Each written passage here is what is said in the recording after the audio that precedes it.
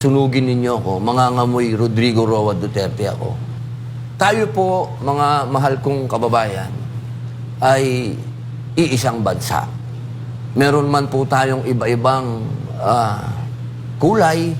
Ako, aminado naman po ako, kahit na, sabi ko nga noon, kahit na sunugin ninyo ako, mangangamoy Rodrigo Roa Duterte ako.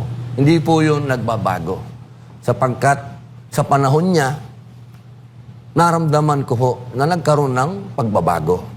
At higit sa lahat, nung panahon niya ay kumonte ang adik. At higit sa lahat muli, yumabang ako sa ibang nasyon. Ibig sabihin, nakataas ang noo ko kahit saan ako magpunta. Dahil lahat ng pinuntahan kong bansa, believe doon sa aking presidente.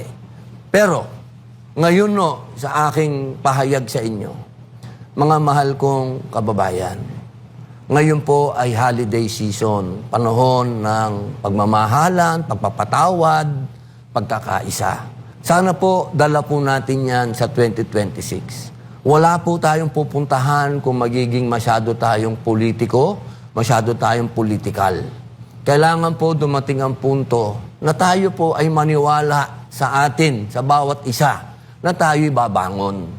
Hindi po pwede na sasabihin natin, babangon tayo, pero pinipilit naman natin ilugmok ang iba. Hindi po. Kapag sinabi natin, babangon tayo, ano man ang kulay niyan, magsama-sama muna po tayo. Dahil ito po yung panahon na darating to 2026, buong mundo po, mga mahal kong kababayan, ay nagkakagulo na. Meron pong may gulo sa gitnang silangan, may gulo sa Europa, at may namumuong gulo diyan po malapit na malapit po sa atin. Kaya sana, mga mahal kong kababayan, ito pong panahon nito, sa darating na taon ng 2026, subukan po natin magkaroon talaga ng tunay na reconciliation. Tunay na tayo mga Pilipino ay magbubuklod, magkakapatawaran at hahakbang ng isang hakbang patungo sa pag-unlad. Yun lamang po. Maraming salamat po sa inyo. Mabuhay po. Pastor, I miss you so much.